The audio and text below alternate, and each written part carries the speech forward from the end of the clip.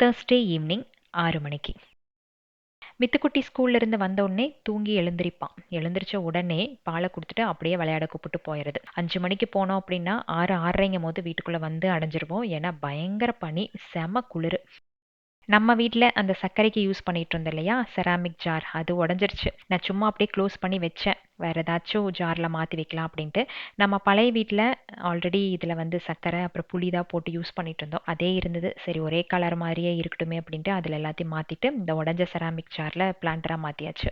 எப்பவும் டின்னர் எல்லாம் ரெடி பண்ணி வச்சுட்டு வாக்கிங் போயிட்டு வந்தோம் அப்படின்னா நல்லா ரிலாக்ஸ்டா இருக்கும். வந்து ஏர்லியரா கொஞ்சம் டின்னரை முடிச்சுட்டு அப்படியே குழந்தைங்க கூட டைம் ஸ்பெண்ட் பண்ணிட்டு தூங்கிடலாம். அதே எதுவும் ரெடி பண்ணி வைக்காம இந்த மாதிரி போயிட்டு வந்தோம் அப்படின்னா வந்ததுக்கு அப்புறம் அப்படி ஒரு சோம்பேறித்தனமா இருக்கும். ஸோ அன்னைக்கு நைட் டின்னருக்கு வந்து ஹஸ்பண்டுக்கு தோசை இல்லைன்னா இட்லி, பாப்பாக்கு சப்பாத்தி, மித்ரனுக்கும் சப்பாத்தி தான். ஸோ எல்லாத்துக்கும் காமனாக இருக்கட்டுமே அப்படின்ட்டு எக் குருமா ரெடி பண்ணியாச்சு.